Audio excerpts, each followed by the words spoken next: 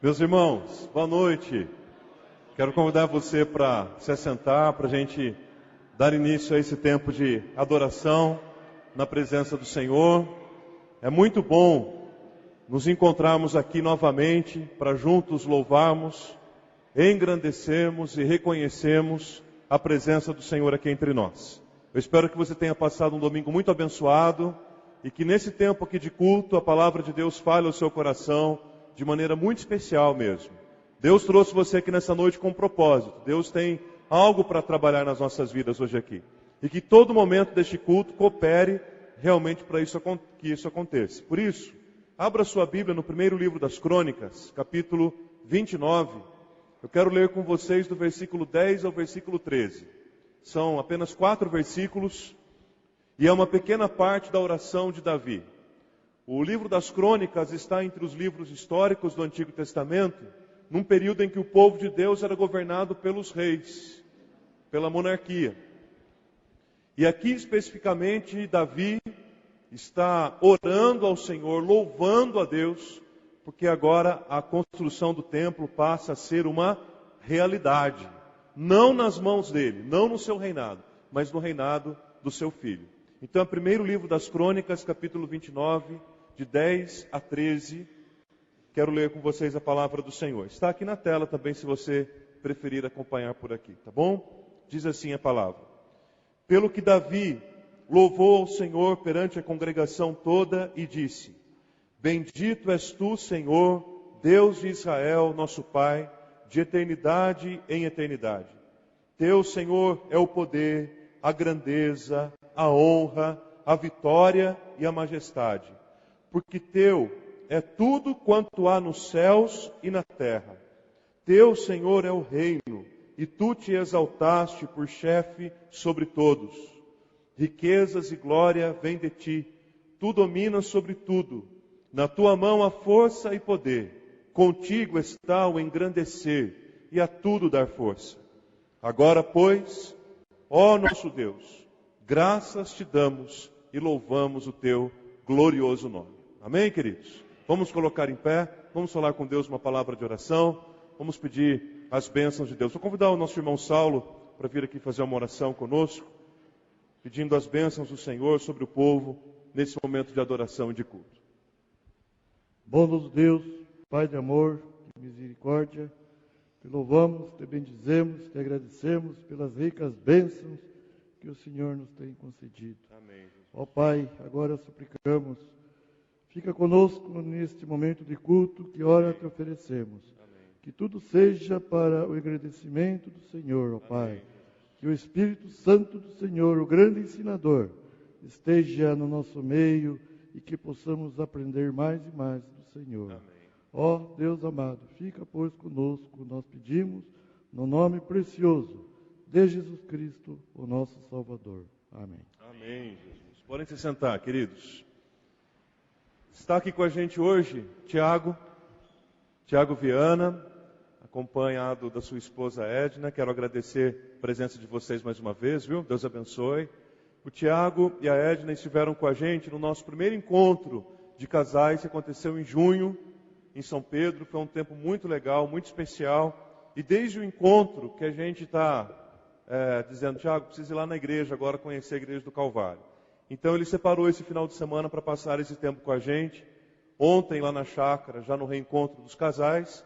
Hoje aqui no culto da manhã e agora à noite com a gente também. Então eu quero convidar você a adorar a Deus, a louvar o nome do Senhor, através dele, com ele, e desafiar você a orar pela vida do Tiago, pelo ministério que está nas mãos dele. Tem um site dele para você conhecer melhor o trabalho também, né, Tiago? E tem também um material que ele trouxe, que está aqui no salão de convivência, CDs, DVDs, uma maneira de você ser edificado e ao mesmo tempo abençoar o ministério daqueles que têm trabalhado na linha de frente da obra do Senhor. Então eu quero deixar o Tiago à vontade para nós louvarmos a Deus juntos aqui e deixar esse desafio para que a gente ore sempre pela vida dele, pela família e pelo ministério que Deus tem confiado às mãos dele. Deus te abençoe e seja muito bem-vindo mais uma vez, viu? Como é bom a gente estar com pessoas que gostam da gente. Isso aí é algo que você não precisa questionar muito, né? Quando você é bem recebido, né? A gente está na casa do Martins, da Tânia, e quem recebe pessoas na sua casa exerce um dom, né? Receber as pessoas em casa é algo assim especial. A gente gosta de fazer muito isso também em casa.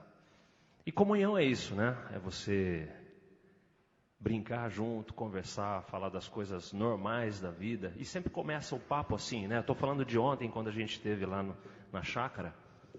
E o papo sempre começa falando das coisas meio que comuns do dia a dia, né? Para você tentar buscar com a pessoa que você está conversando pontos em comum. E aí o som começar a rolar, o músico fala, né? Mas a conversa começar a acontecer, né?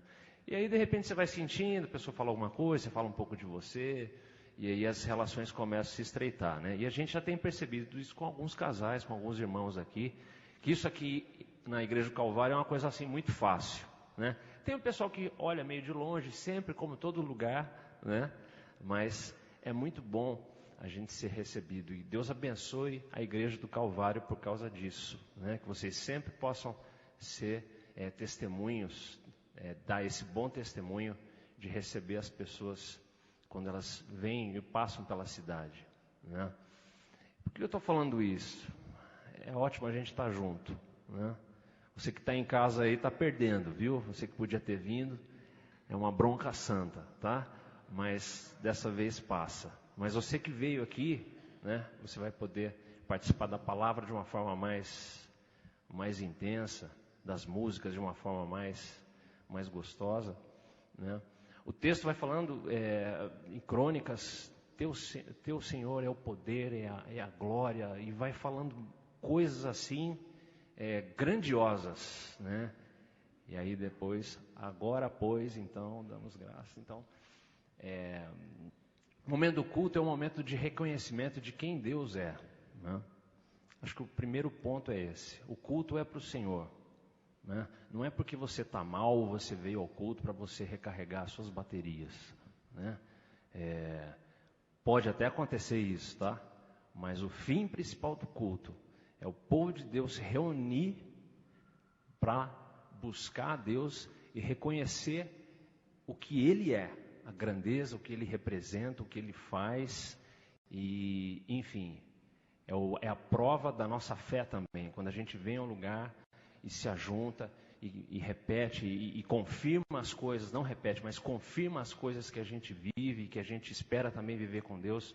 Isso também é uma prova, uma das provas da nossa fé, e é bom a gente exercitar a nossa fé. E como que a gente exercita a fé? Vindo à igreja, vindo, se ajuntando, né? E é o que você está fazendo aqui essa noite. Daí tem música, tem oração, tem consagração, dízimos e ofertas, tem muita comunhão, né? E a bênção do Senhor recai sobre o povo dele quando ele se ajunta. É o que diz a palavra dele, né? Por isso que a gente vai cantar ajuntamento.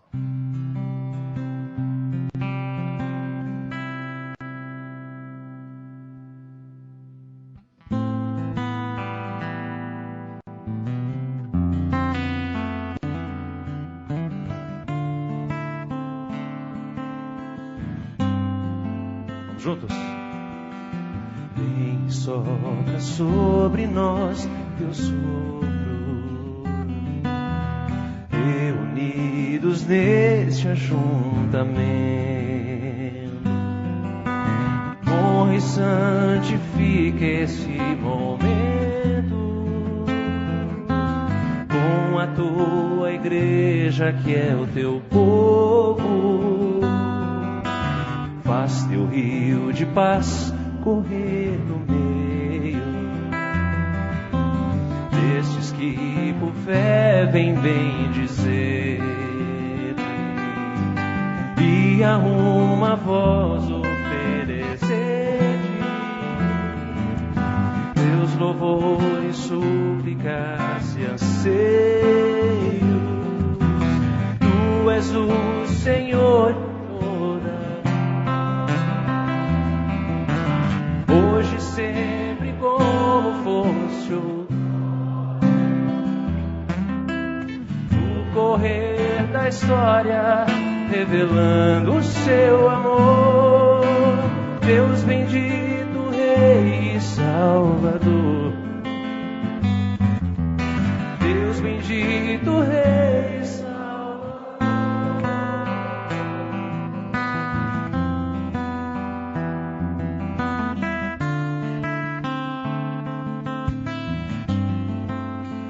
As mulheres. Ai, que bonito.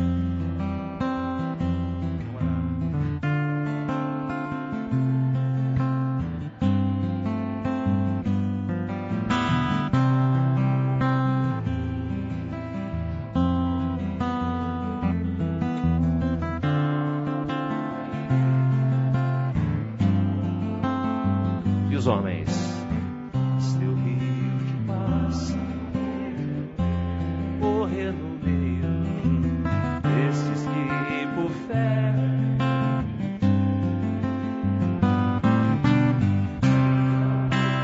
posso oferecer que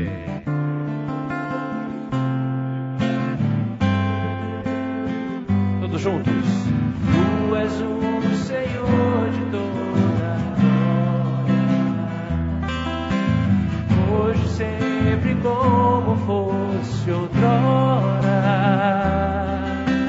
No correr da história, revelando o seu amor. Deus bendito, Rei e Salvador.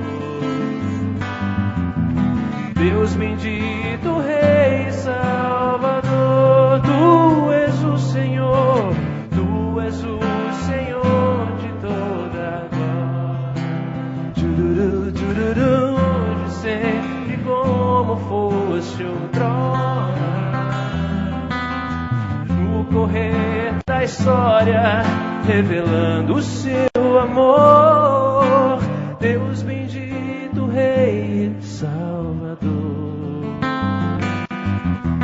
Deus bendito, Rei e Salvador.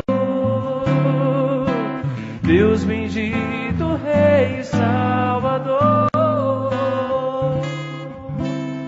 Deus bendito, Rei e Salvador.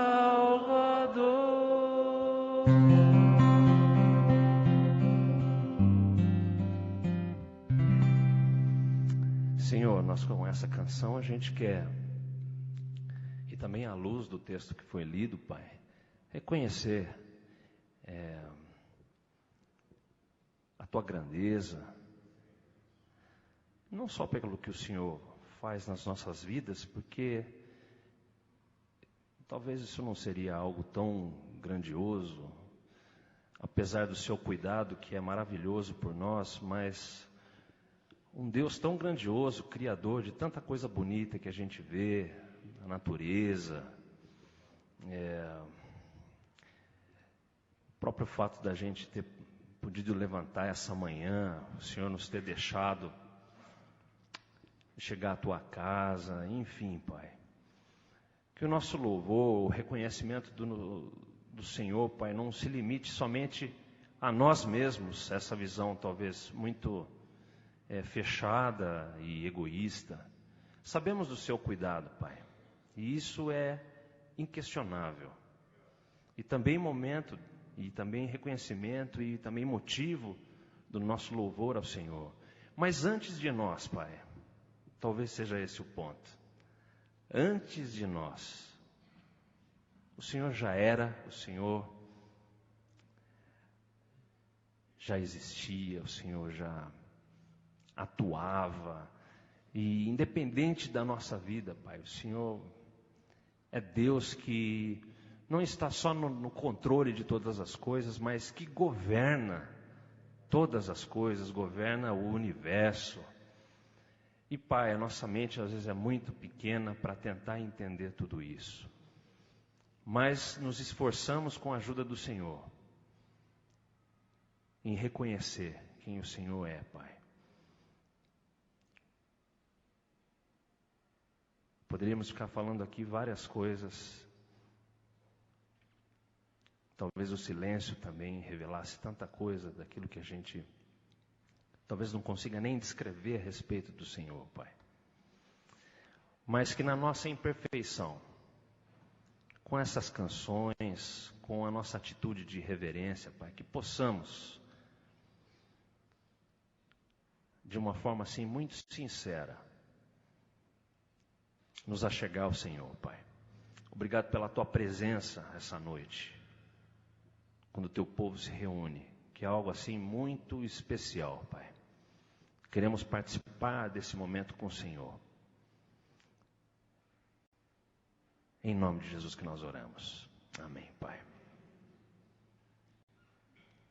Às vezes o silêncio é uma coisa boa, né? Às vezes a gente acha que a gente tem que falar muita coisa, mas às vezes um coração em silêncio, mas batendo do jeito que Deus gostaria, talvez um momento de louvor também muito gostoso, né? Não é nenhum pecado você fazer pausas na sua oração de silêncio, né? Tem gente que consegue orar assim com uma desenvoltura, mas às vezes faltam palavras, né? Mas Deus entende esse silêncio e é muito gostoso, porque Ele permite. O estar na presença de Deus é algo assim, totalmente prazeroso. Aliás, esse é o fim principal do homem, né? Que a gente esteja na presença dEle, que a gente curta a presença, que o glorifiquemos em todos os momentos da nossa vida. Queria cantar uma canção junto com vocês. É uma canção mais recente, acho que os mais jovens gostam muito, né? Poder para salvar. Vamos cantar em pé.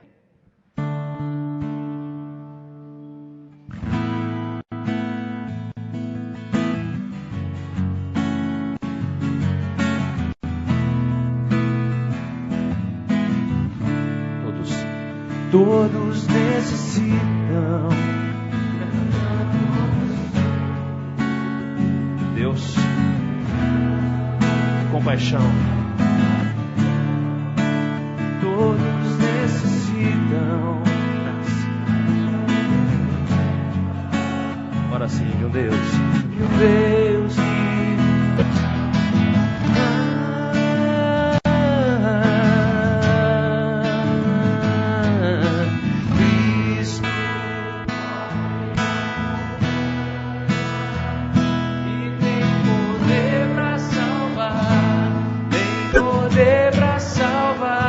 sempre.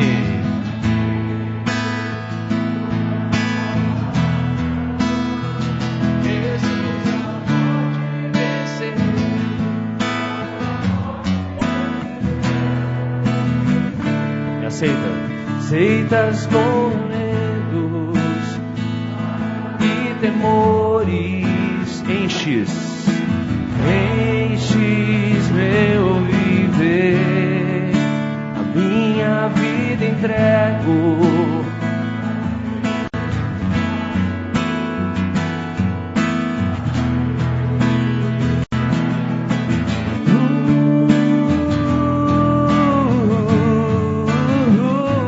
Cristo move as montanhas e tem poder para salvar. Tem poder para salvar para sempre, autor da salvação. Jesus, a morte venceu, sobre a morte venceu. Cristo move as montanhas e tem poder para salvar, para sempre, autor da salvação. Jesus, a morte venceu, sobre a morte venceu.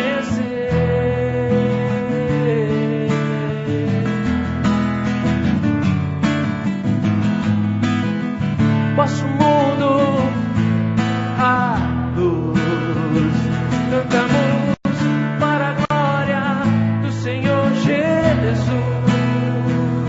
Cristo, posso mundo brilhar a luz, cantamos para a glória do Senhor Jesus.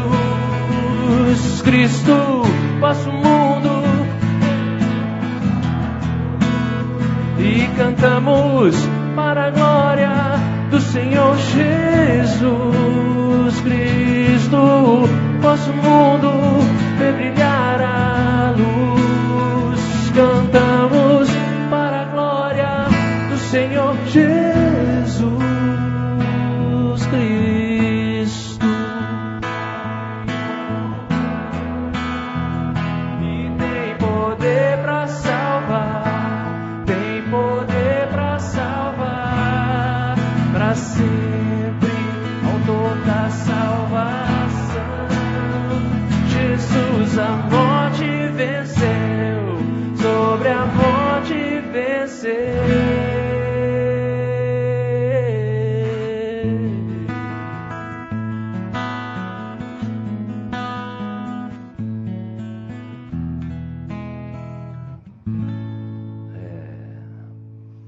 Eu digo assim, que nenhuma canção, ela tem o poder de tornar o seu coração mais limpo, né? Nenhuma canção, de tornar o seu espírito inabalável, como diz Davi no Salmo 51, né? Cria em mim um coração puro e um espírito inabalável. Nenhuma música é capaz de fazer isso por você, né? É interessante a gente pensar nessa forma. A gente acha que a música ela vai agir na gente, vai acontecer alguma coisa. Não, gente. Isso é obra do sacrifício de Jesus na cruz. Não tem discussão sobre isso, né? As canções elas podem ser um reflexo daquilo que a gente espera de Deus, daquilo que a gente espera viver com Ele, daquilo que a gente reconhece quem Ele é. Aí sim, a canção tem o seu lugar certo dentro do momento do culto, né? Então esse é o momento de você orar aí, momento de confissão. Você vai sentar, vai conversar com Deus aí, né, falando das dificuldades, dos seus deslizes, do seu pecado, né, e pedir para que Deus crie em você um coração puro e um espírito mais forte e inabalável. Momento de oração então.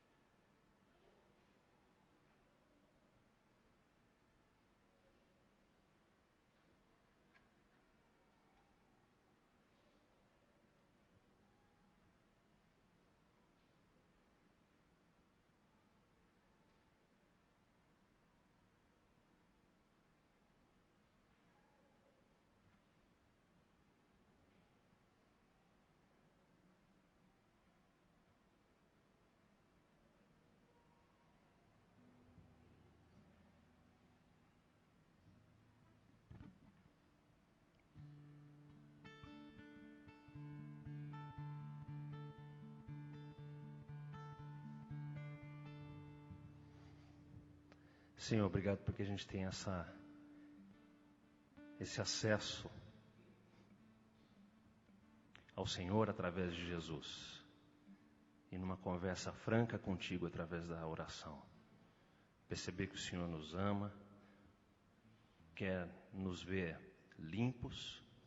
E isso é uma coisa totalmente possível de acontecer. Obrigado porque pelo teu sacrifício nós temos essa realidade. E temos força através do teu Espírito, através da tua palavra, através da comunhão dos irmãos, para continuar firme nesse propósito de fazer a tua vontade e ter o coração sempre limpo diante do Senhor, Pai. Obrigado em nome de Jesus. Amém, Senhor. Essa canção a gente fez hoje de manhã, Adorador. Tão bonita que a gente divide depois em homens e mulheres cantando o refrão. Esta canção é só para ti, tu és o motivo primeiro do meu louvor, da adoração, do meu amor mais mais sincero. Levanto minhas mãos no santuário,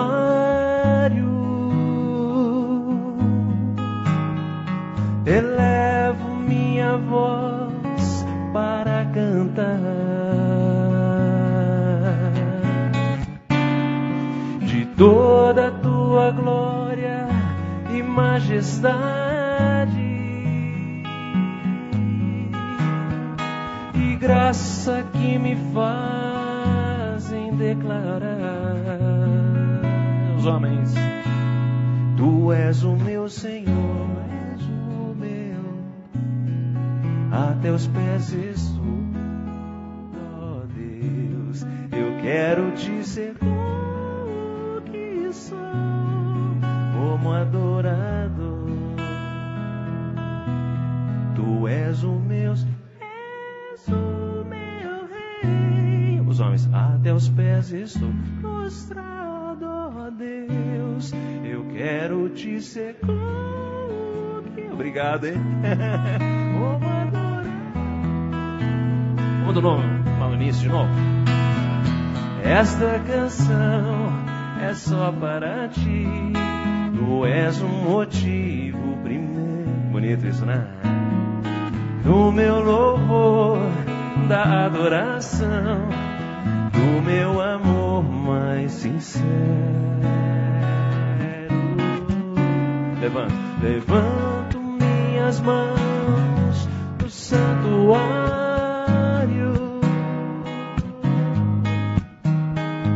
elevo minha voz para cantar de toda a tua glória e majestade e graça que me fazem declarar. Ora, homens e as mulheres em seguida, tu és o meu rei, a teus pés estou prostrado, ó Deus, eu quero te ser o que sou, como adorador. Tu és o meu Senhor,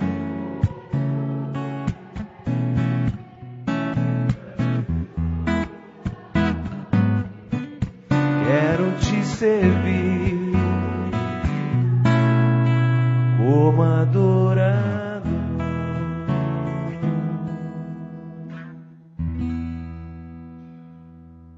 Aquele que adora não é só aquela pessoa que canta, viu? Se fosse assim, o pessoal que é desafinado e não tem uma boa voz, ou tem até um problema de voz e não consegue nem cantar, como é que faz? E aí? Né? Mas aquele que serve, pode até varrer um chão aí, né? Mas está fazendo com o coração consciente, ali entregue a Deus e sabendo o que está fazendo, meu filho. Esse é um verdadeiro adorador. O servo, aquele que serve, esse é o verdadeiro adorador, né? Esses é quem Deus procura. Que se fosse depender só dos caras que cantam, você vai me desculpar, né? Queria falar um pouquinho a respeito da gente, né?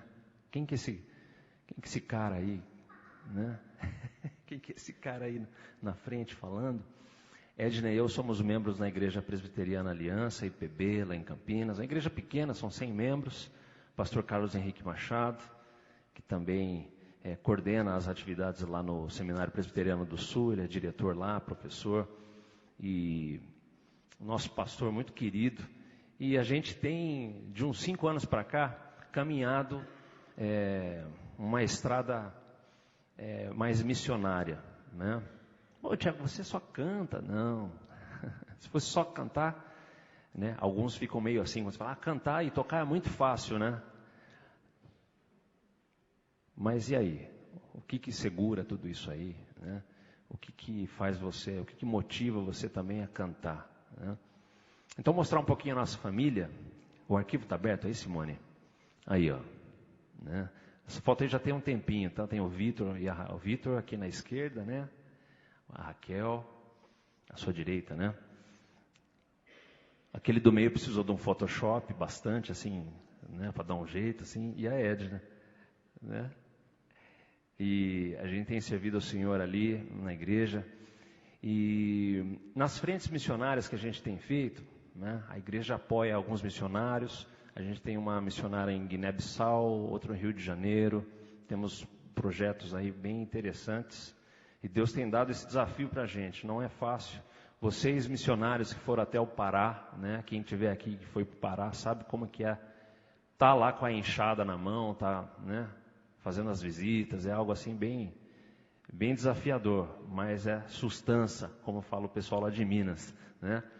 E a próxima foto vai falar de um projeto que a gente tem em Campinas junto à MPC, chamado Escola da Vida, né? A MPC, quem cuida é o pastor Marcelo Gilberto, residente lá em Belo Horizonte, né?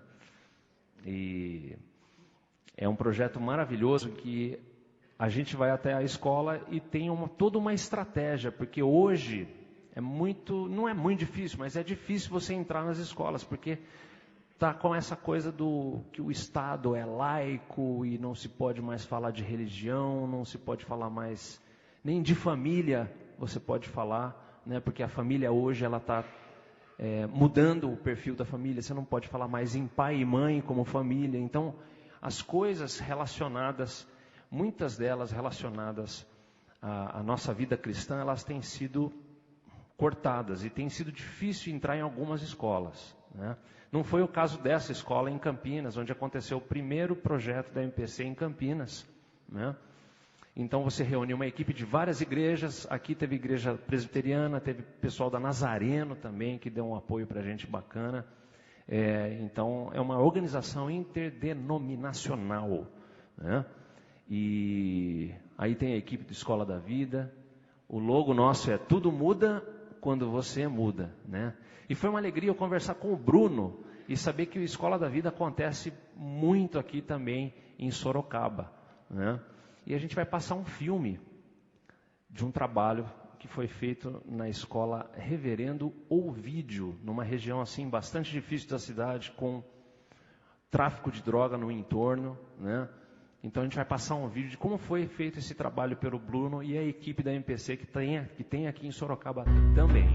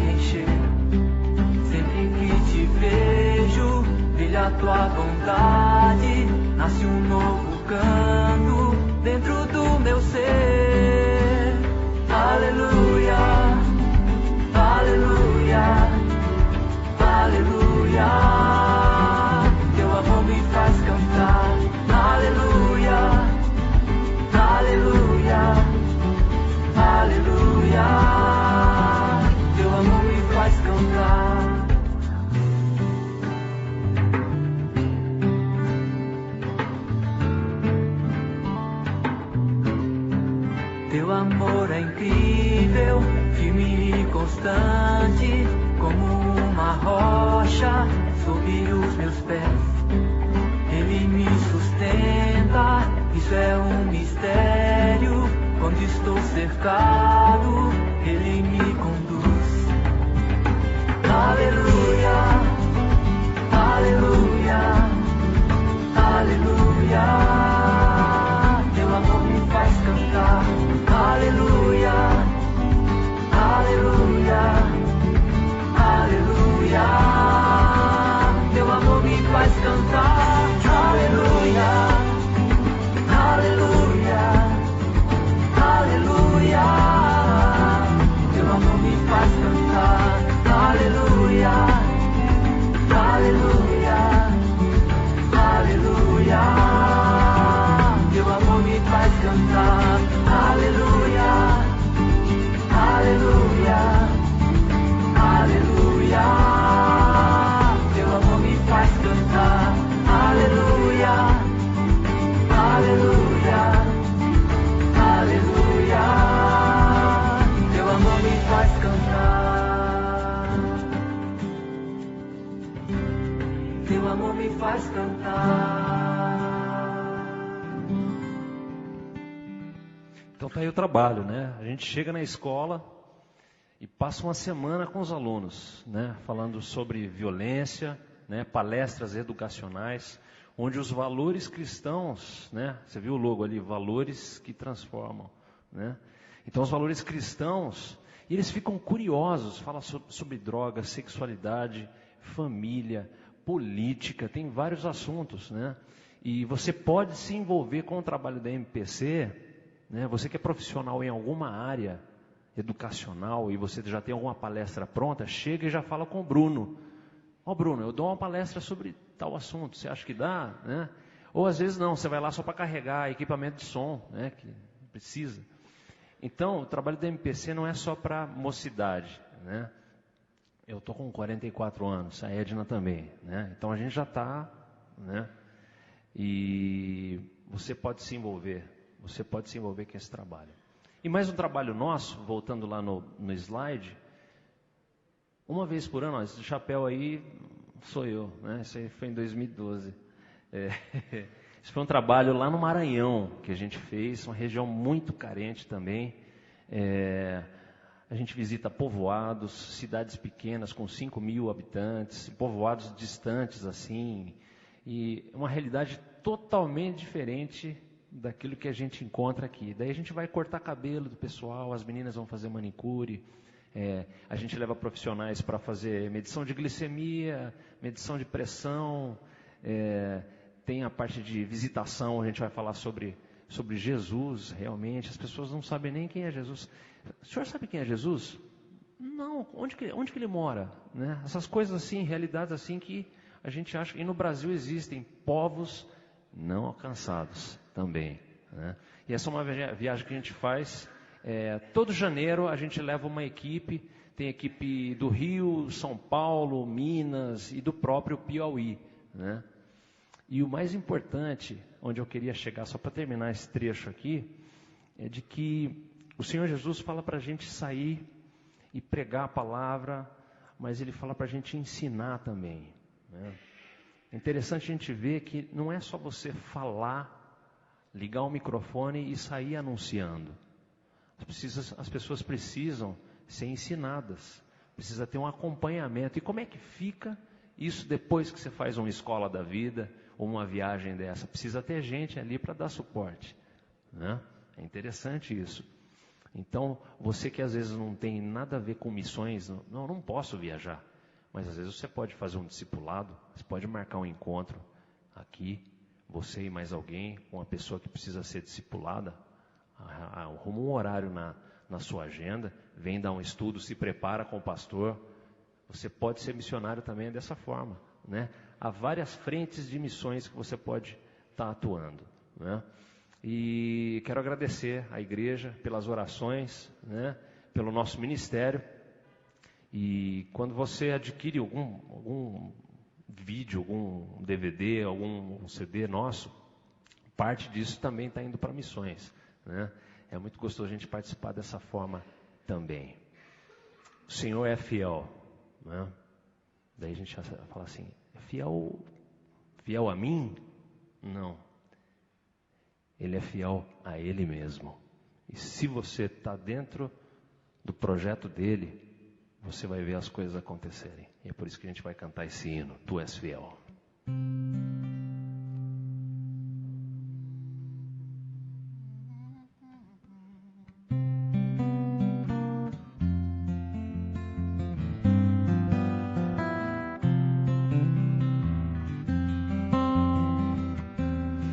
Durante esse momento você pode vir à frente,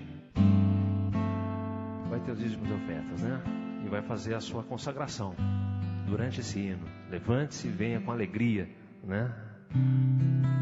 Vamos cantar? Tu és fiel, Senhor, meu Pai celeste, no poder aos teus filhos darás. Nunca mudaste, tu nunca faltaste, tal como eras, tu sempre serás. Tu és fiel, Senhor, tu és fiel, Senhor, após dia, com bênção sem fim. Tua mercê me sustenta e me guarda. Tu és fiel, Senhor, fiel assim, fiel assim. Flores e frutos, montanhas e mares, sol, lua, estrelas no céu a brilhar. Tudo criaste na terra e nos mares. Todo o universo vem, pois, te louvar. Tu és fiel, Senhor, tu és fiel, Senhor, dia após dia, com bênção sem fim. Tua mercê me sustenta e me guarda. Tu és fiel, Senhor, fiel assim. Pleno perdão tu dás.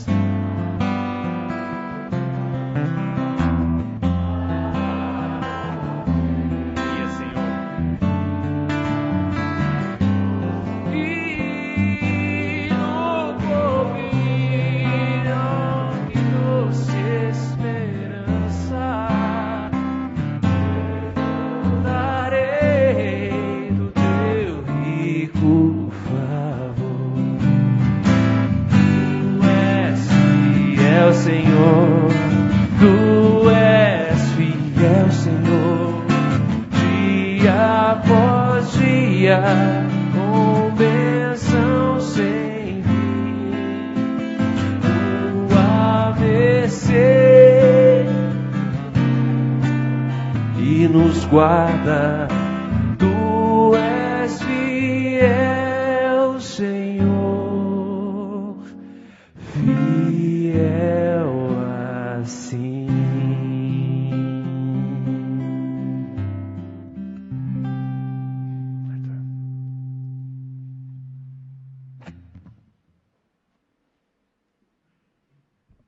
Queridos, este é o momento em que nós vamos agradecer a Deus pelos dízimos e pelas ofertas recebidos nesta noite. Esse é o momento também que nós vamos colocar diante do Senhor os pedidos de oração que aqui foram trazidos.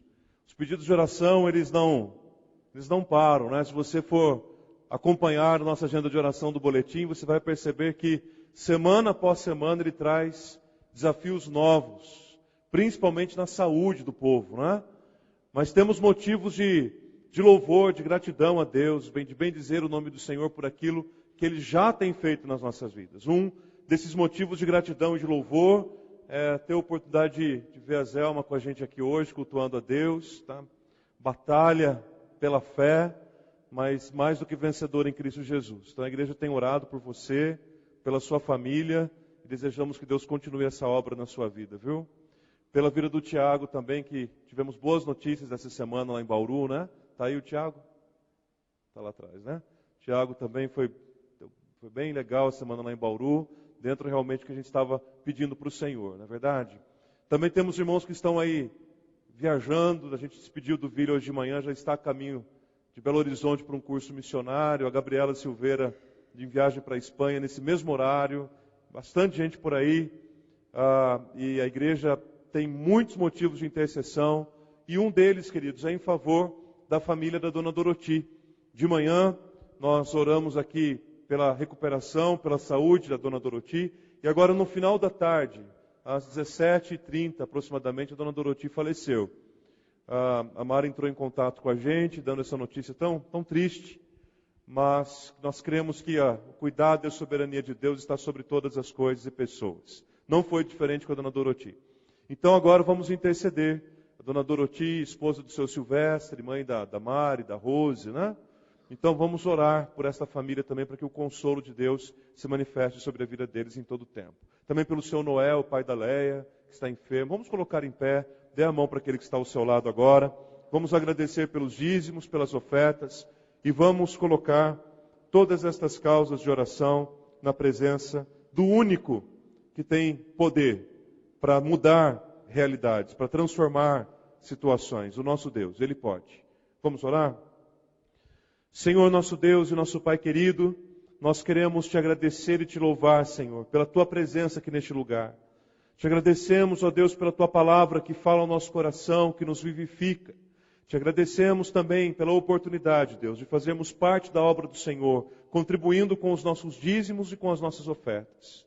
Ó Deus, muito obrigado por esse grande privilégio. Que o Senhor faça de nós cada dia mais uma igreja fiel na presença do Senhor. E que assim, ó Deus, possamos experimentar muitas e muitas bênçãos que o Senhor tem reservado também para aqueles que são fiéis. E principalmente, ó Deus, experimentarmos mais da Tua presença, do relacionamento com o Senhor, de uma vida íntegra diante de Ti. Ó Deus, que todos esses recursos aqui levantados sejam totalmente investidos na Tua obra, na expansão do reino, na pregação do Evangelho. Ó Pai, nós intercedemos por esses pedidos de oração que estão aqui no jarro, ó Pai. São expectativas tão diferentes, mas todas elas diante do mesmo altar, o altar do Senhor.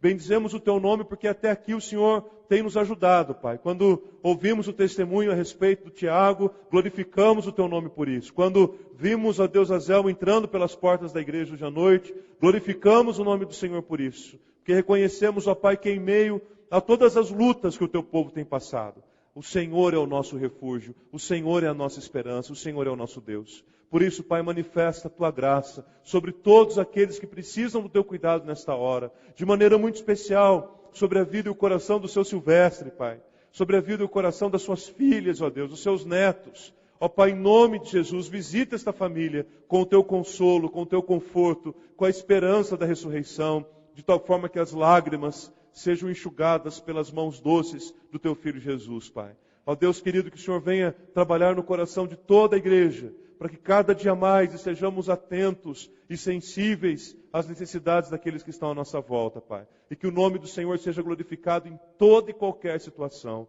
Nós pedimos isto ao Senhor. Pedimos que fale agora, Pai, ao nosso coração pela meditação da palavra. Que use, ó Deus, a minha vida e que faça de nós cada vez mais discípulos autênticos e íntegros na presença do Senhor. Muito obrigado, Pai. Nós oramos no nome de Jesus. Amém e amém. Você pode se sentar, meu irmão, minha irmã. Nós estamos falando aqui neste mês de agosto sobre esse tema que está na tela. Tudo faço por causa do Evangelho. Na semana passada nós aprendemos o por onde começar. E hoje nós vamos conhecer algumas metáforas que estão relacionadas à vida do discípulo. Apenas para lembrar um pouquinho do que a gente falou na semana passada sobre o por onde começar. Nós falamos a respeito, a semana passada, de Adoniran Judson, um missionário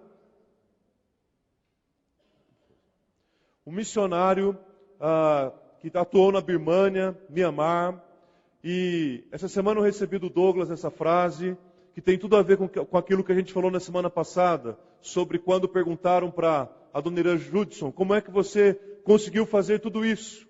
E pelo Evangelho. E a resposta que ele deu foi, começando. E aí eu recebi essa frase dele que diz, é verdade que nós precisamos de muito mais, mas nós vamos usar aquilo que nós temos. E Deus seguramente nos dará muito mais. Então é por aí mesmo. Nós não devemos ficar esperando ter tempo, ter agenda, ter recurso, ter isso ou aquilo. Nós devemos começar. Para fazer tudo por causa do Evangelho, é preciso começar. E esse é o desafio que a igreja tem recebido durante esse mês de agosto. Então hoje, as 5 metáforas do discípulo de Jesus. Vamos ler juntos, vamos falar juntos. 1 Coríntios 9, 23, toda a igreja. Vamos lá? Tudo faço por causa do Evangelho. Isso, exatamente. Tudo faço por causa do Evangelho, com o fim de me tornar cooperador com ele. Para começar a nossa reflexão, eu quero convidar a sua atenção para 2 palavras que parecem muito parecidas, mas que, no entanto, o seu significado é completamente diferente. Tão parecido que muitas vezes se confunde liberdade com libertinagem. Algumas pessoas pensam que estão fazendo uso de liberdade, enquanto na verdade estão fazendo uso de libertinagem. O contrário também é verdadeiro. Eu diria para vocês que a palavra que nos ajuda a entender um pouco melhor a diferença do que é liberdade e o que é libertinagem é a palavra limite. Em outras palavras, eu diria assim, liberdade sempre tem limite. E libertinagem é liberdade sem limite. Eu posso exemplificar. Por exemplo, num relacionamento entre pais e filhos. O filho pede para o pai, pai, eu posso sair da minha casa, de casa, sábado, com os meus amigos? E o pai diz assim, você pode. Isso é liberdade, não é? Mas aí o pai diz o seguinte, olha, mas eu quero que você esteja de volta em casa até as 10 da noite. Se bem que às 10 era o horário que voltava no meu tempo, né? Hoje quase é o horário que as pessoas estão saindo de casa. Mas vamos imaginar que esta família era minha. Muito bem. Aí o pai diz, mas volte até determinado horário. Eu pergunto, isso é liberdade ou não? Claro que sim. O que seria libertinagem nesse caso? O filho sair de casa e dizer, pai, estou saindo de casa, qualquer hora dessa você me encontra por aqui, qualquer hora dessa eu apareço, qualquer hora dessa eu volto. Liberdade sem limites. Nós temos um exemplo bíblico para isso também. Está lá no livro de Gênesis, que é exatamente a descrição daquilo que aconteceu no Éden, quando Deus criou o ser humano, homem e mulher, colocou ali naquele ambiente, naquele cenário do jardim, e disse o seguinte, olha, vocês podem tocar, vocês podem provar do fruto de todas as árvores que estão nesse jardim. Isso é liberdade ou não? Sim. Mas o Senhor disse também a Adão e Eva, olha, no entanto, na árvore do conhecimento do bem e do mal, vocês não podem tocar. Deus colocou um limite. E porque Deus colocou um limite, deixou de ser liberdade? Claro que não. Então, para você sempre se lembrar o que é liberdade, o que é libertinagem e qual a diferença que existe entre os dois, lembre-se sempre que há o limite. O limite é aquilo que faz a grande diferença. Liberdade sempre tem um limite.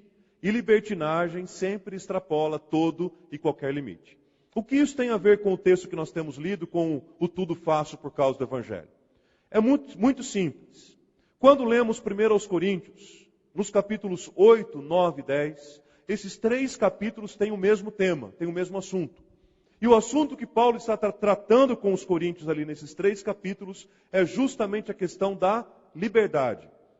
Mais precisamente, a liberdade cristã. O que eu posso, o que eu não posso. E aí a gente aprendeu a semana passada que a igreja não se limita simplesmente ao ambiente onde a gente pode algumas coisas ou não pode outras coisas. E a gente entendeu também a semana passada que liberdade não é a possibilidade ou a capacidade que a gente tem de dizer sim para tudo. Mas liberdade é principalmente a possibilidade de a gente poder dizer não para aquilo que nós não queremos, para aquilo que nos fere e principalmente para aquilo que desagrada a Deus. Então liberdade, antes de tudo, é isso. Aí observem que o capítulo 9 da carta começa com 4 perguntas. E essas 4 perguntas remetem justamente a autoridade que Paulo tinha sobre aquela igreja.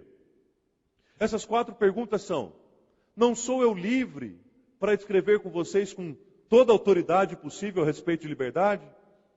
Porventura não sou eu apóstolo? Porventura a vida de vocês não está sob os meus cuidados? Não sou eu aquele que foi enviado para estar entre vocês e cuidar de vocês? Por acaso eu não vi Jesus, fazendo uma referência inclusive a 1 Coríntios capítulo 15, quando ele diz ter visto Jesus? Acaso não sois fruto do meu trabalho? Essas 4 perguntas que abrem o capítulo 9 mostram a autoridade de um pastor sobre o seu rebanho, dizendo: olha, eu quero desafiar vocês a fazerem tudo por causa do Evangelho, porque eu tenho feito tudo por causa do Evangelho. Isso fica muito claro, a maneira como Paulo fazia tudo por causa do Evangelho, já no versículo 12, depois no versículo 27 do mesmo capítulo 9. Eu quero convidar você para ler comigo esse versículo 12. Vamos todos juntos?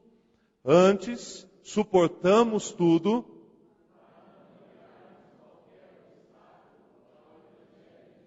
O 27. Mas esmurro.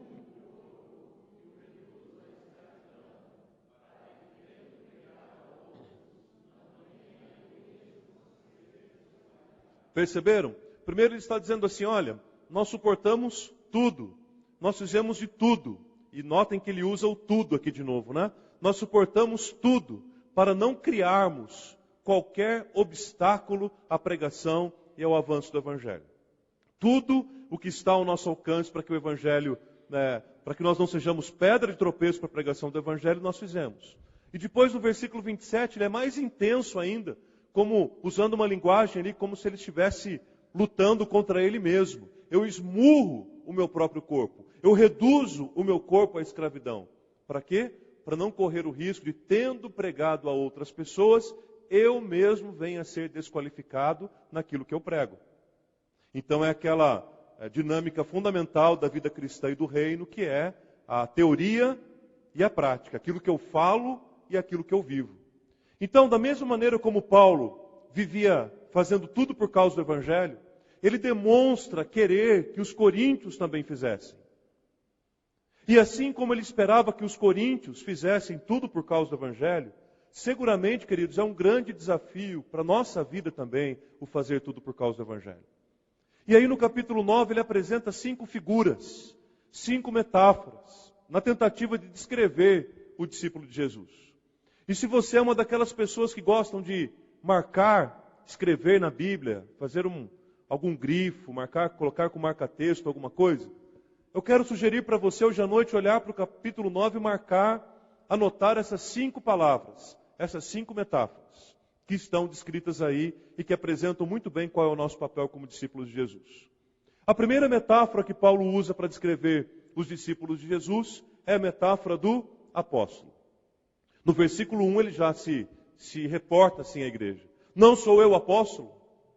E Paulo evoca suas credenciais como apóstolo, na verdade, desde o primeiro capítulo da carta. Quando no capítulo 1, versículo 1, ele já se apresenta assim: Paulo, apóstolo de Deus por meio de Cristo Jesus. Depois no capítulo 15, irmãos, quando ele está falando sobre a ressurreição, ele começa a mencionar as pessoas que caminharam com Jesus, que conviveram com Jesus, que viram Jesus. E aí ele diz assim: olha, essas pessoas foram apóstolos, eles estiveram com Jesus. Eu sou o menor de todos os apóstolos.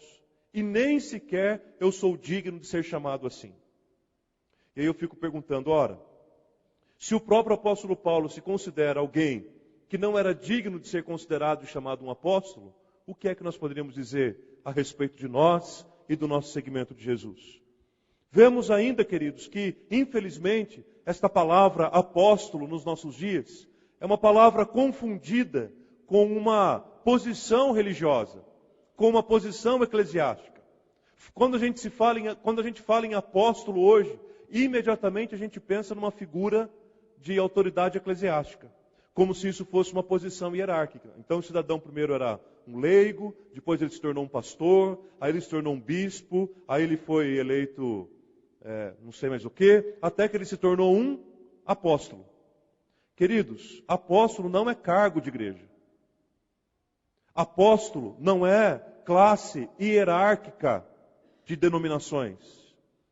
Se apóstolo fosse pura e simplesmente um título que determinasse a autoridade de alguém numa igreja especificamente, reduziria em muito o significado desta palavra.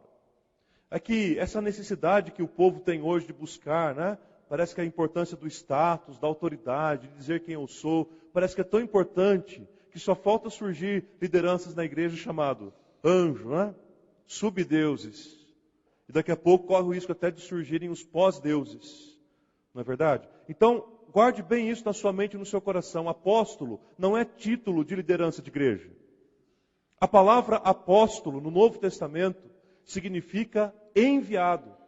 Portanto, todo aquele que é enviado por Deus para anunciar o Evangelho, para pregar o Evangelho, para fazer tudo por causa do Evangelho, inclusive, pode sem qualquer problema ser considerado, ser chamado um apóstolo. Nós podemos dizer sem medo de errar que nós somos uma igreja apostólica. Eu sou um apóstolo, você é um apóstolo, no sentido de que nós somos enviados ao mundo para pregar o Evangelho. Não reduza a intensidade dessa palavra, pura e simplesmente é um cargo de igreja, porque seguramente isso não é. Então a primeira metáfora que se aplica a nós, como discípulos de Jesus, é a figura e a metáfora do apóstolo. Nós somos uma comunidade de pessoas enviadas para pregar o Evangelho, para fazer tudo por causa do Evangelho, para anunciar o reino de Deus em todos os lugares onde Deus nos colocar. Isso é ser um apóstolo, é ser alguém enviado, pura e simplesmente. A segunda metáfora que nós encontramos em Coríntios 9 é a metáfora do lavrador. E agora Paulo faz uso de uma linguagem relacionada ao campo, não é? Assim como Jesus também tantas vezes o fez. O lavrador era aquele cidadão que preparava a terra, arava a terra, regava a terra, colocava a semente na terra e depois ele voltava para colher os frutos daquilo que ele havia plantado. E Paulo diz que o discípulo de Jesus ele pode ser considerado também um lavrador. Mesmo porque lá no capítulo 3, quando a igreja de Corinto está vivendo aquela dificuldade relacional entre quem era de Paulo, quem era discípulo de Apolo, quem era discípulo de Pedro e assim por diante, Paulo faz questão de deixar bem claro: eu plantei, Apolo regou, mas o crescimento veio de Deus. Foi o Senhor quem operou o crescimento pelo Espírito Santo. Então essa é a figura do lavrador, que aparece também em 2 Timóteo, capítulo 2, versículo 6, dizendo que o lavrador é a primeira pessoa que experimenta os frutos da terra. O lavrador é aquele que tem o primeiro contato com aquilo que antigamente era só uma semente. O lavrador é o privilegiado que tem o primeiro contato com aquilo que a terra produziu. E aí, dentre tantas razões pelas quais nós poderíamos levantar aqui para dizer que Paulo escolheu a figura do lavrador, o versículo 10 é bem claro em dizer a razão pela qual a segunda metáfora é a figura do lavrador. Ele diz que aquele que semeia, semeia com esperança. E qual é, queridos, a esperança que um lavrador tem? Qual é a esperança que um lavrador tem quando ele prepara a terra? Qual a esperança que o lavrador tem quando ele coloca a semente na terra? Qual é a esperança que o lavrador tem quando ele rega a terra para que aquela semente produza alguma coisa? Ele tem a esperança de que aquela semente vai brotar, de que dali vem vida, de que ele vai poder experimentar os frutos daquilo que ele plantou. Ora, todo lavrador caminha e trabalha com esperança. Todo lavrador caminha com esperança. Consequentemente, queridos, é impossível que um discípulo de Jesus caminhe sem ter esperança. Nós somos como lavradores no reino de Deus. E a principal ferramenta que nós levamos em nossas mãos para arar essa terra é a ferramenta da esperança. Aliás, o povo de Deus é o povo da esperança. O povo que estava lá no Egito, na esperança de um dia ser liberto. O povo que estava caminhando pelo deserto, na esperança de um dia chegar na terra prometida. O povo que estava vivendo debaixo do jugo de reis, tiranos e distantes de Deus, mas na esperança da manifestação do único rei justo e verdadeiro que a terra conheceu. O povo que estava naquela angústia, naquela expectativa por conta dos seus sofrimentos, mas na esperança da revelação do Messias, o Filho de Deus, Jesus Cristo. O povo que caminha hoje, em meio a tantas calamidades que a gente encontra, Não precisa nem ligar a televisão para acompanhar as notícias ruins. Mas o povo de Deus se caminha hoje com a esperança na volta gloriosa de Jesus Cristo. E no dia em que nós estaremos com Ele eternamente, queridos. Por quê? Porque aquele que lavra a terra, aquele que semeia, faz isso com esperança. Então, discípulos de Jesus são identificados com o lavrador, porque discípulos de Jesus são homens e mulheres movidos por esperança. A terceira metáfora que nós encontramos está lá no versículo 10, que é a figura do dispenseiro, ou a figura do mordomo. E o mordomo é aquela pessoa cuja função é cuidar, administrar, zelar de coisas que não são suas. Eu fui pastor numa igreja onde havia um presbítero no conselho, e a profissão daquele presbítero era mordomo. Ele era mordomo de uma família.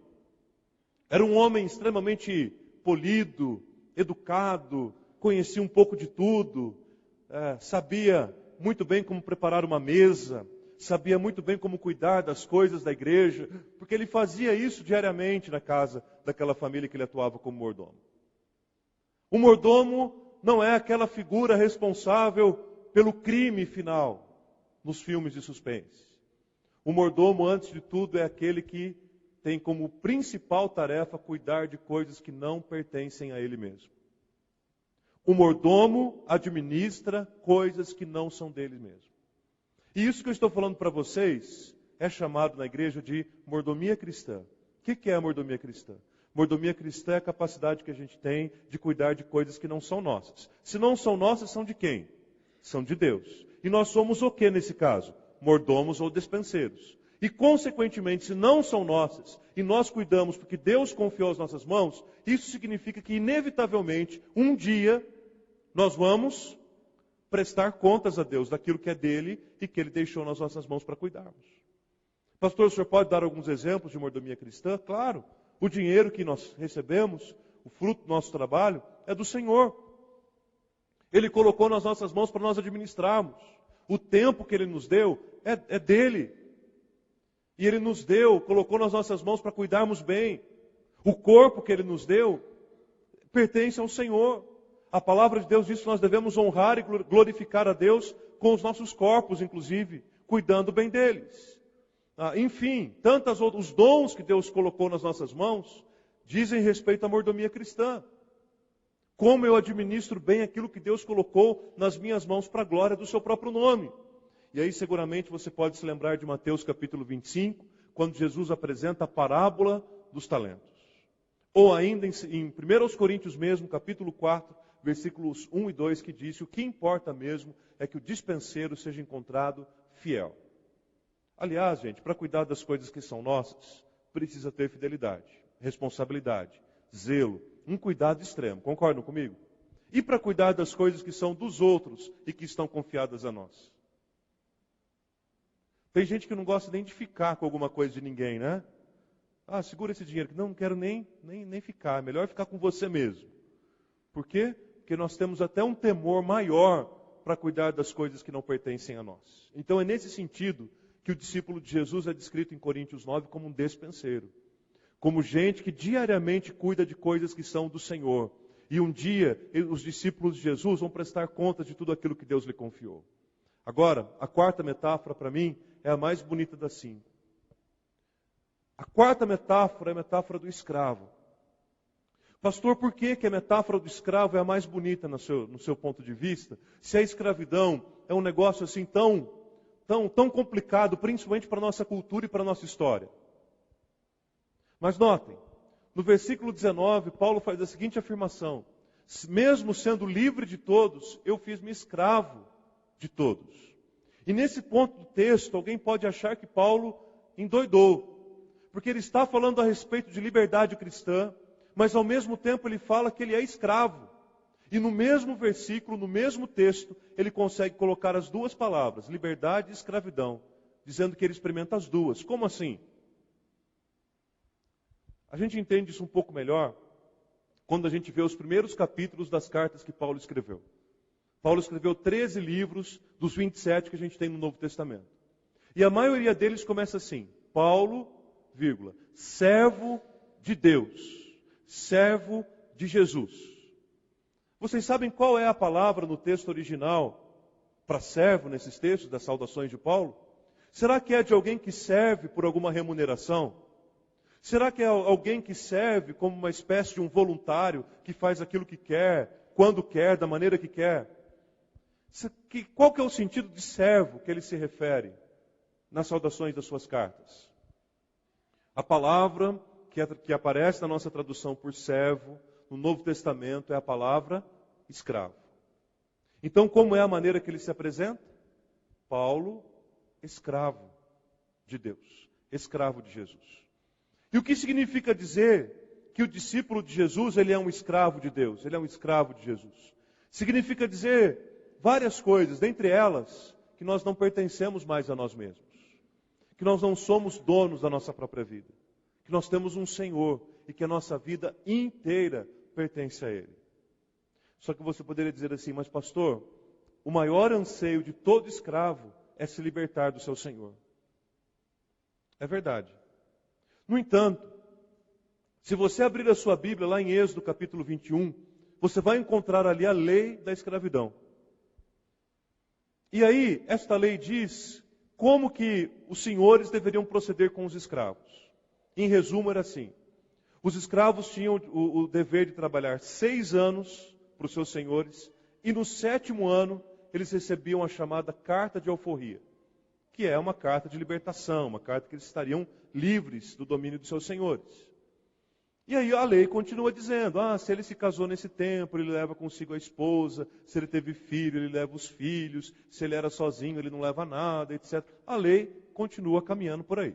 Quando chega no versículo 6, tem uma informação muito importante, que diz assim, aqueles escravos que serviam aos seus senhores com prazer, com alegria, que entendem que devem continuar aqui, debaixo dos cuidados do seu Senhor, que entendem que devem continuar aqui porque amam o seu Senhor, que reconhecem que têm a liberdade legal para estar em qualquer outro lugar do mundo, mas continuam aqui. Esses escravos podem ficar ou não? Eles podem ficar. Mas como é que nós vamos diferenciar esses escravos que estão aqui por prazer e por decisão própria, daqueles outros escravos que estão aqui por causa de um jugo opressor e gostariam de sair correndo na primeira oportunidade que vissem o portão aberto?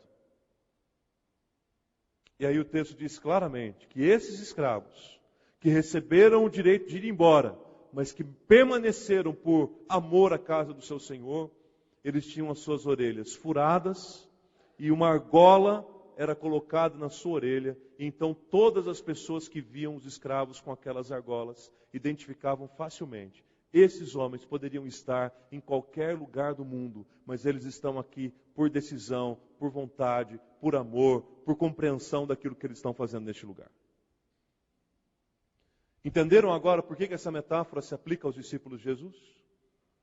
Porque discípulos de Jesus são homens e mulheres que talvez poderiam estar em tantos lugares diferentes do mundo, fazendo tantas outras coisas, vivendo a seu prazer, mas eles continuam na presença de Deus, eles continuam na presença do seu Senhor, eles continuam vivendo em função do seu Senhor, porque o amam, porque querem servi-lo, porque querem dedicar a sua vida a Ele.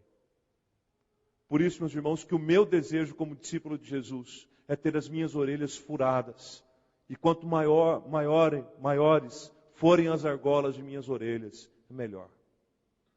E é por isso que, como pastor de uma igreja, a oração diante do Senhor pelo rebanho que Deus me confiou é: Senhor, levanta uma igreja de orelhas furadas e de argolas colocadas, para que o mundo reconheça que essas pessoas servem a Deus unicamente porque o amam, servem a Deus de livre decisão, vontade, querer, amor, servem a Deus porque têm prazer, estão aqui porque desejam fazer isso.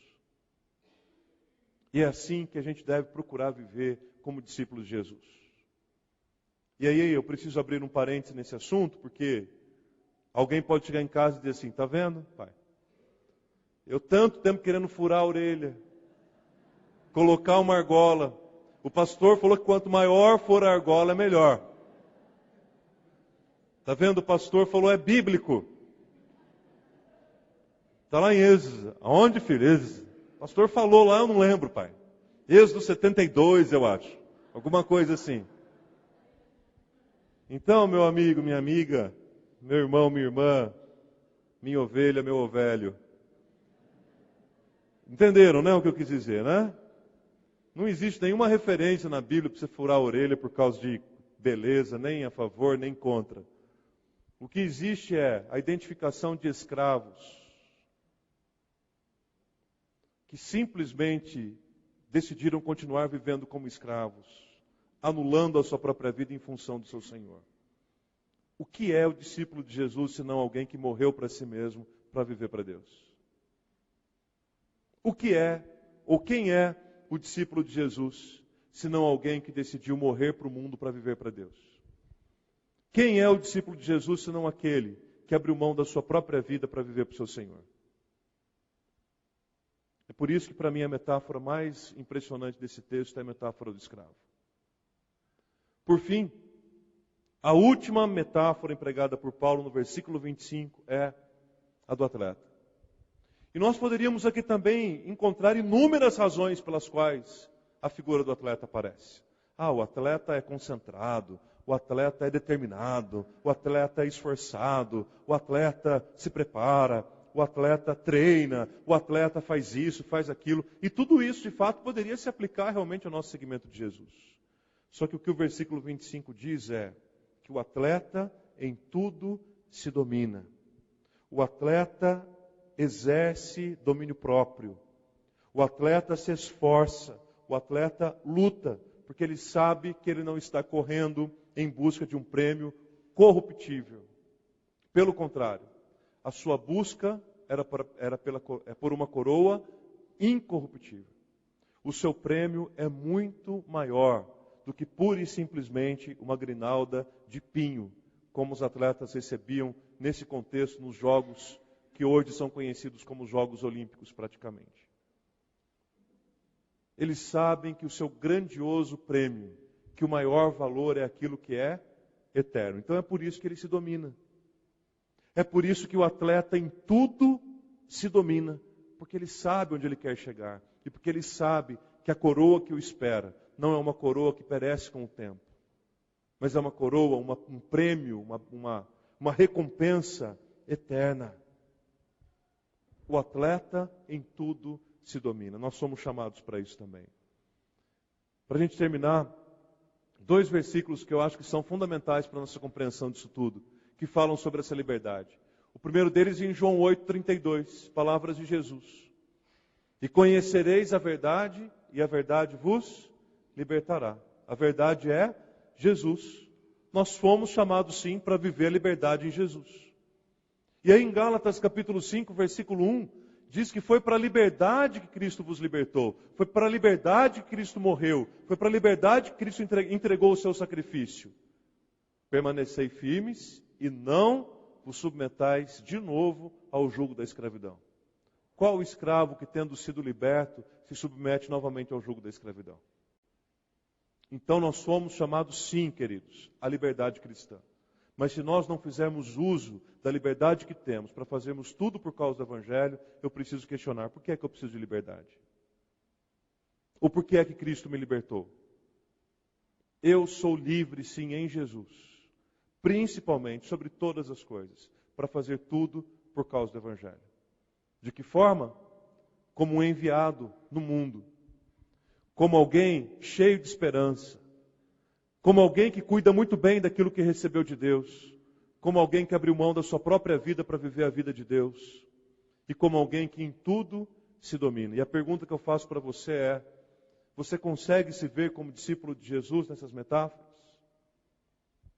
E aqui não é uma questão de múltipla escolha, viu gente? Eu acho que eu sou mais dispenseiro, eu acho que eu sou mais atleta, eu acho que eu sou mais... Não é múltipla escolha não.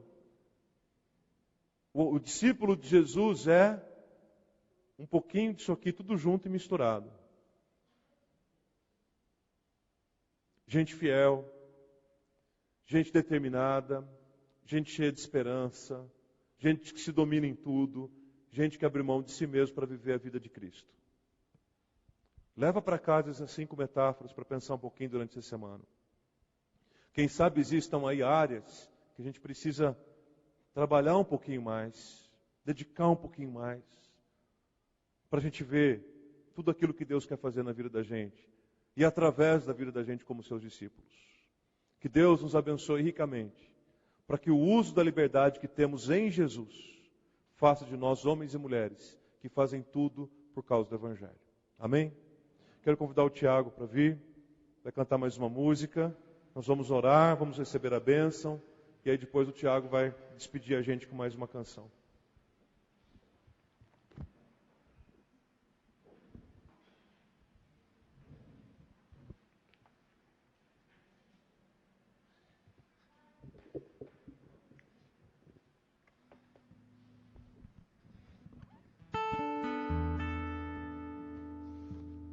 Invento.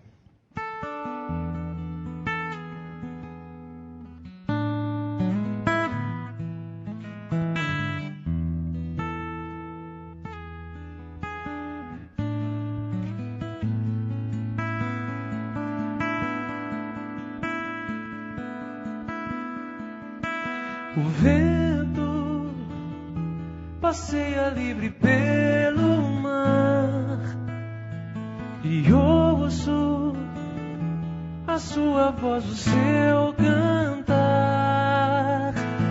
Mas de onde vem?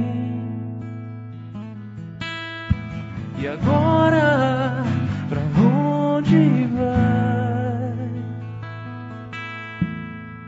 É certo, assim é quem nasce outra vez. É vento soprado pelos lábios seus. Pode muito bem chegar para então partir de novo. Pode se fazer parar, pode se fazer de novo. Floração do intento, viração do invento.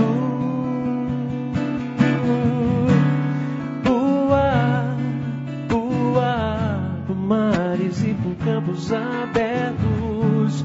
Voltar, voltar, o longe é perto sempre. Pousar, pousar na frágil segurança do afeto. E ver o sol nascer de novo no amanhecer. O vento passeia livre pelo mar e ouço a sua voz, o seu cantar.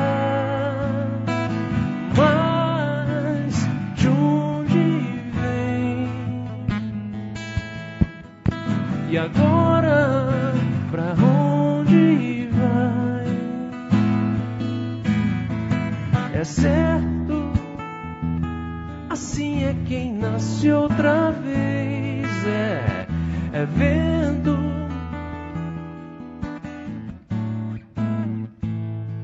pode muito bem chegar para então partir de novo. Pode se fazer, pode se fazer novo. É floração do intento, viração do invento. Voar, voar por mares e por campos abertos. Voltar, voltar, o longe é perto sempre. Pousar, pousar na frágil segurança do afeto e ver o sol. Voar, voar por mares e por campos abertos. Voltar, voltar, o longe é perto sempre. Pousar, mas e ver o sol.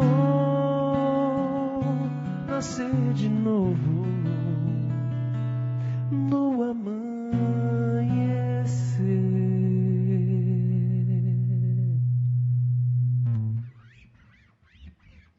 Quero agradecer a igreja por ter recebido a gente, né? Quero agradecer ao Martins, a Tânia, né? A Nádia, a dona Nádia, a família, a dona Ana que nos presenteou com um pão delicioso. Não foi um, não, foram 2. E depois a gente vai dar uma passada ali na Real, né? Não vai ter jeito. Quem quiser está convidado, né? A gente tem um trabalho meu em formato de CD e DVD. Você pode levar para casa, pode presentear para quem você não gosta também. É um trabalho super evangelístico, com músicas que deixam a sua cabeça pensando muito tempo. São músicas muito curiosas, algumas são engraçadas, outras fazem você pensar de uma outra forma. Enfim, música que vai fazer você trabalhar, né? Fazer música só para ouvir e adoçar o ouvido, tá cheio, né? Mas música com sal, que faz aí você temperar um pouco a sua vida. Essa é a nossa proposta de trazer esse trabalho para a igreja. Então, não deixa de levar o trabalho, né? Depois eu posso passar o meu site para vocês. Super fácil, thiagoviana.com. Thiago sem H, Viana com 2 N's. E a gente vai embora feliz demais para Campinas. Viu, Arthur? Obrigado. Agradecer a cada um de vocês. Não deixe de fazer a sua inscrição para o 2º encontro de casais. A gente vai estar também presente lá, fazendo um som muito bacana. Quem foi nesse primeiro adorou. A gente gostou muito de compartilhar o talento que Deus tem dado para nós. E a gente vai ficar na saudade, mas a gente volta. Tá bom? Obrigado, Arthur. Obrigado, Tiago. Deus abençoe muito sua vida, viu? E volte sempre. Volte mais vezes, tá bom? Obrigado a você também que veio participar do culto com a gente hoje à noite, especialmente aqueles que nos visitam. Que você tenha uma semana muito abençoada e leve o abraço da Igreja do Calvário, aqueles que nos acompanham pela internet também. Muitos irmãos sempre assistem, pessoas de outras cidades também. A gente recebe aqui os recados durante o culto, lá com a Eliane. Então, o nosso abraço às pessoas que em outras cidades têm assistido o culto. Que Deus abençoe a todos vocês. Deixa eu dizer algumas coisas importantes. Primeiro, nós ainda não temos as informações referentes a velório e sepultamento da dona Doroti. Tá? A última vez que eu falei com a Mari, um pouquinho antes do culto começar, essas informações ainda nós não tínhamos. Imagino que teremos durante a madrugada. Então, nós vamos postar no grupo do Face, assim que nós tivermos. E se você não tem esse recurso, ligue amanhã aqui na igreja, a secretária vai te informar, tá bom? Se você puder avisar outras pessoas também do seu pequeno grupo, isso é bem interessante, porque de manhã a gente orou pela recuperação dela e muitas pessoas que vieram de manhã vão acabar sem receber a notícia, talvez em tempo do falecimento, né? Então nos ajude a pedir a oração da igreja por isso também. Queridos, a comissão de organização da chácara da igreja está convidando os queridos para um mutirão, né, Samuel? Um mutirão vai acontecer no próximo sábado, a partir das 7 da manhã, direto lá na chácara. Se você gosta de trabalhar com pequenos reparos, consertos, área de manutenção como um todo, você está convidado a participar. Se você puder dar o nome para o Samuel e dizer a área que você mais gosta de atuar, isso ajuda mais ainda. Deixa eu dizer quem que é o Samuel. De repente tem alguém que está começando agora na igreja, que não sabe quem é. Fica em pé um pouquinho, Samuel. Samuel é esse irmão presbítero, é responsável pela chácara. Procure o Samuel e diga: olha, eu gosto de trabalhar com reparos elétricos, hidráulicos, enfim. Dê o nome para ele. Sábado, inclusive, nós vamos ter almoço lá para o pessoal que estiver trabalhando. Ah, posso levar as crianças para brincar enquanto isso? Não, né? É um mutirão mesmo do pessoal, tá certo? Né? Fica a dica, né?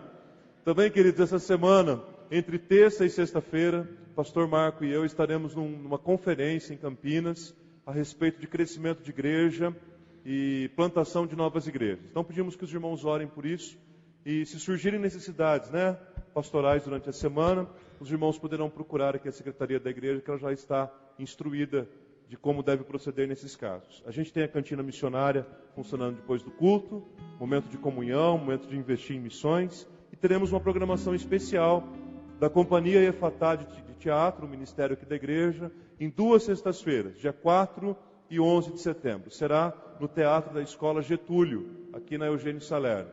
Todos estão convidados a participar. É uma peça que tem uma ênfase evangelística, razão pela qual ela já foi marcada para um teatro, numa sexta-feira à noite, pensando inclusive em que nós levemos amigos para participar. É uma peça chamada A Volta, que discute problemas bastante atuais, como a questão do uso das drogas, violência urbana, crises familiares e muito mais. Então, participe e leve alguém também para participar. Os ingressos são limitados e há um valor simbólico aí de R$5 para você comprar o seu ingresso para ajudar a companhia na locação lá do espaço para esta apresentação, tá bom? Essas informações estão no boletim e aqui no Salão de Convivência a gente já tem os ingressos à disposição dos queridos, tá bom? Vamos colocar em pé mais uma vez, vamos orar, vamos receber a bênção e vamos nos despedir debaixo da graça e do cuidado do nosso Deus.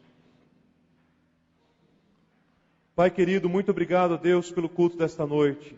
Muito obrigado, Pai, pela palavra, muito obrigado pela presença do teu povo aqui. Obrigado, Pai, pela vida do Tiago, da sua família, pelas bênçãos que o Senhor tem derramado sobre eles, ó Pai.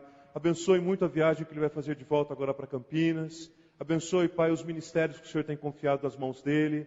Que ele seja sempre um instrumento, Pai, nas tuas mãos, servindo, glorificando ao Senhor e fazendo tudo isso com muita alegria e sendo voz do Senhor em muitos lugares, ó Pai. Abençoe o teu povo, Pai, nessa semana, Deus. Uma semana, quem sabe, de tantos desafios. Que o Senhor esteja conosco, ao nosso lado, nos ajudando, nos abençoando, nos fortalecendo, nos vivificando, para que a vontade do Senhor, Pai, se cumpra através da nossa vida durante essa semana. Oramos, ó Deus querido, para que o teu povo tenha uma semana debaixo da tua paz e do teu cuidado, de livramentos, ó Pai, que vem do cuidado do Senhor para conosco. E que, ó Pai, o nosso coração continue inflamado por esse tempo, a reflexão da palavra, de tal forma que sejamos discípulos íntegros e dedicados inteiramente à obra do Senhor. Amém. Abençoe com paz, ó Deus, a tua igreja. E agora, povo de Deus, que a maravilhosa graça do nosso Senhor e Salvador Jesus Cristo, que o amor insondável de Deus, nosso eterno e poderoso Pai, que a comunhão e a consolação do Santo Espírito repousem sobre vós e sobre vós permaneçam desde agora e pelos séculos dos séculos. Amém e amém, Jesus. Pode se sentar, Tiago.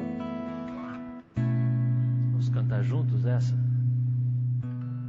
Vem, derrama paz, vem, derrama as bênçãos sobre este povo que se chama povo teu. Dá-nos teu amor, dá-nos tua força, para que tentações não venham a nos desviar, e a glória seja dada a ti, pelo que tens feito, pelo que tens sido, pelo que farás em nós.